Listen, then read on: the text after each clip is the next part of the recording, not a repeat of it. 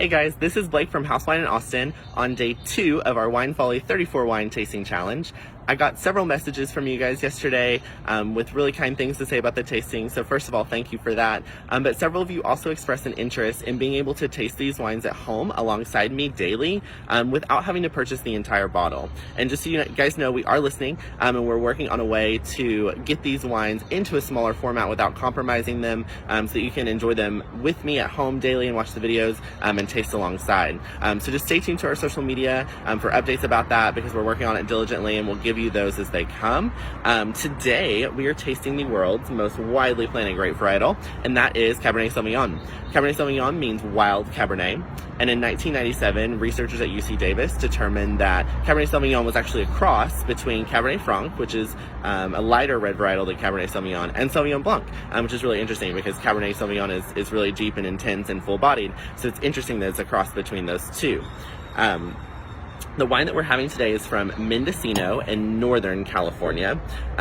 This is from Paul Dolan. Mendocino is really cool because about 25% of the wine growers and producers in Mendocino are all organic, and Paul Dolan is as well. So as we analyze this wine, we'll get our white sheet of paper out so we can do color. The color of this wine is a ruby red with a little bit of hint of magenta. There's no rim variation, and then the viscosity, the legs are running really slowly. You guys probably can't see that, but they're running really slow. There's no staining, but this is gonna be a medium high viscosity for sure. On the nose, be lots of dark fruit, dark berries, kind of black cherry. There's maybe a little plum hint there as well. There's a really distinct, kind of green olive savory tone. And this is really common in Cabernet Sauvignon. Cabernet Sauvignon has pyrazines, which just means that the wine kind of has this vegetal-esque aroma. Sauvignon Blanc has them as well, so that's why they tend to smell kind of grassy. Cabernet Sauvignon, it turns more into this peppery, green olive, savory kind of tone. This wine is earthy. I can definitely get an earthy character to it, and then hinting, getting a little hint of vanilla from what seems like oak, but it's very, very mild. And this is really common with organic producers like Paul Dolan.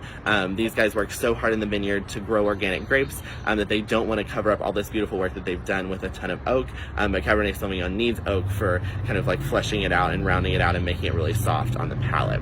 So these guys, seems like on the nose, have done a really great job with that.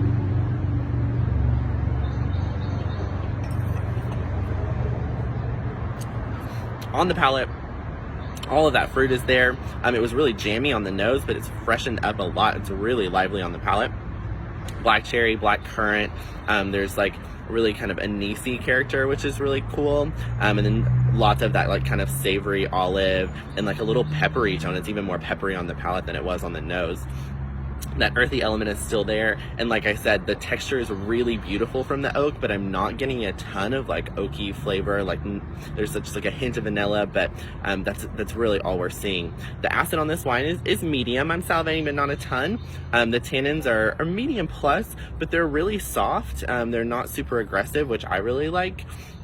And then the alcohol on this is about medium plus. It's not too high.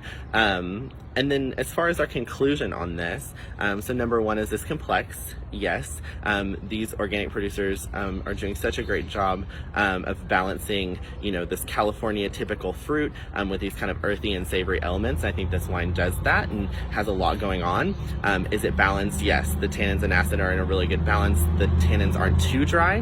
One thing that I really like about this, and I prefer in a cab, I'm not always eating steak, so I like a cab that I can drink on its own and that's kind of softer and easy drinking, and this does that for sure. Do we like this wine? Absolutely. We're going to feature this in a little package for you guys today, so stay tuned for that. Do a little date night at home. Thank you guys for watching, and like I said, stay tuned for updates about getting these wines into smaller formats. Cheers!